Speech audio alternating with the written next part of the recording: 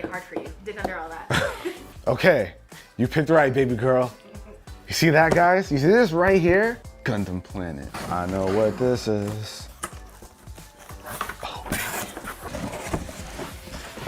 Oh, baby. 007 sword, perfect grade. Nobody cares but me. I care. And I'm okay with that. Oh, I know exactly what's gonna happen to this guy. My boy Curioventura is going to put his hands on this and make it amazing. If you got...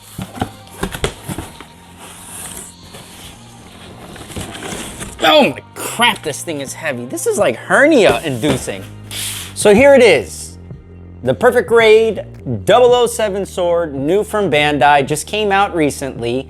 And this is the build I am going to be doing for Judner from Your Average Consumer, as you just saw. And right now what we're gonna do is start to unbox this, but carefully, because you know, normally when I do commission builds for people, no matter who it is, I throw the boxes out because quite frankly, I don't have space in my house to start collecting these types of things and taking up more space. So I'm going to be very careful with this box because Judner wants to keep the box. And that's okay. So in opening this thing up, right off the bat, I'm gonna be greeted with boxes here.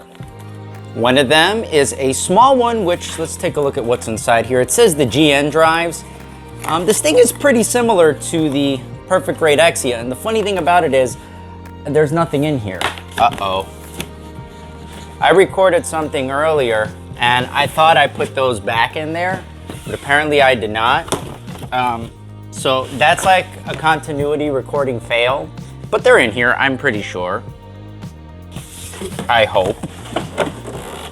Pressing forward, I'm sure those GN drives will show up, but we have a beautiful box right here that's going to be kept. So let me put it aside gently. And of course, we are greeted with our beautiful, beautiful manual that Bandai is spot on with every time, especially when it's a Perfect Grade kit. Just like the Exia that came out a while ago, this book is loaded to the gills with a bunch of very highly instructional illustrations on how to actually build this kit.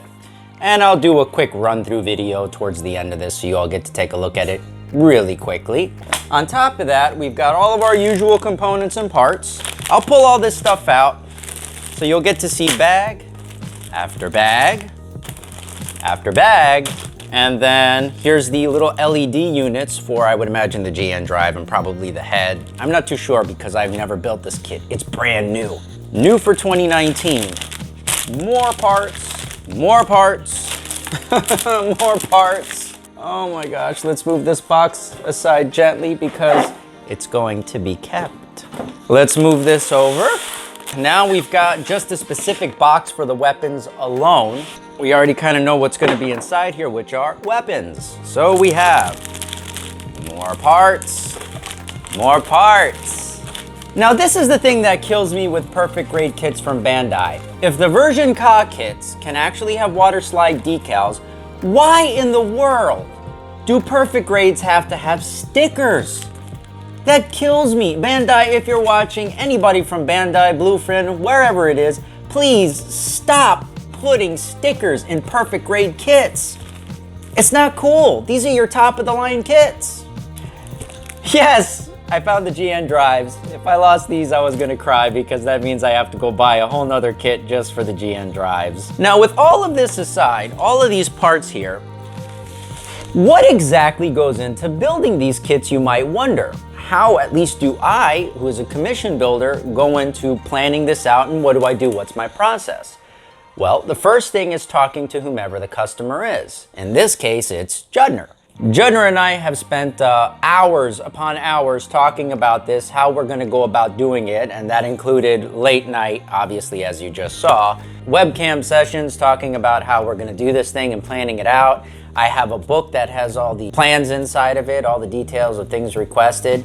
And also too, one thing to keep in mind if you're gonna be able to have discussions with fellow friends or, you know, people you're doing a build for, Make sure that your wives are cool with it beforehand, because there's a time and place for talking about Gundams. And 2 or 3 o'clock in the morning may not be the time for you or family and wives and stuff.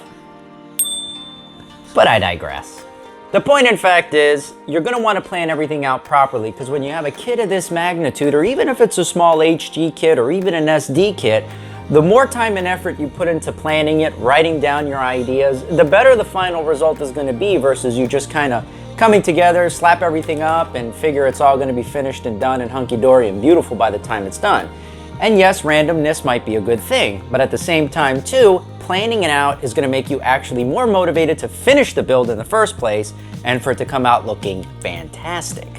Now this is part 1 in the Your Average Consumer 007 sword build. In the next installments, I'm basically gonna use this as the platform to show you how to do this full professional grade build from start to finish. Now, one thing to keep in mind if you're gonna take on a build of this for yourself or for anyone else, every one of these parts that are here, you're gonna have to cut every one of these things out, which takes time.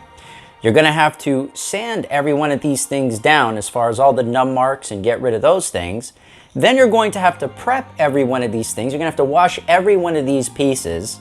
Then you're gonna have to prime every one of these pieces if the build calls for that.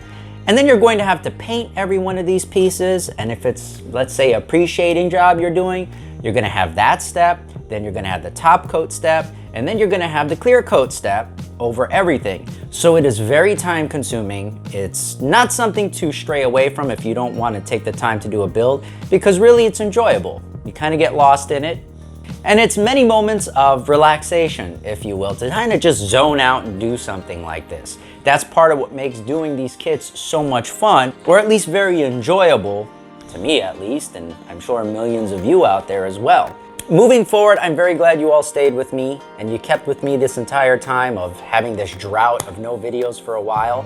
I was busy, even though I was recovering from surgery on my wrist. I had a broken rib and herniated and bulging discs in my neck due to an accident that I had last year. But thankfully now I'm kind of doing well enough to be able to get back into a relatively normal swing of work. So you'll be seeing more videos, and on top of that too, I already have some that are pretty much lined up. I just have to finish editing them and then I'll release them. Next video is going to be about resin conversion kits. So stay tuned for that. It will most likely be up next week. With that, I would like to say, if you like what you saw, please like, subscribe, share, and hit that bell icon to get notified of any future videos that come up. Thank you very much for watching. I hope you have a great day. No pet dirt to be able to do any special tricks. My pet dirt hasn't eaten in months. I don't know what the heck is going on with it. I'm looking over there because it's over there on the shelf. But it'll come back eventually and develop an appetite. But till then, so many stinking parts. So many parts.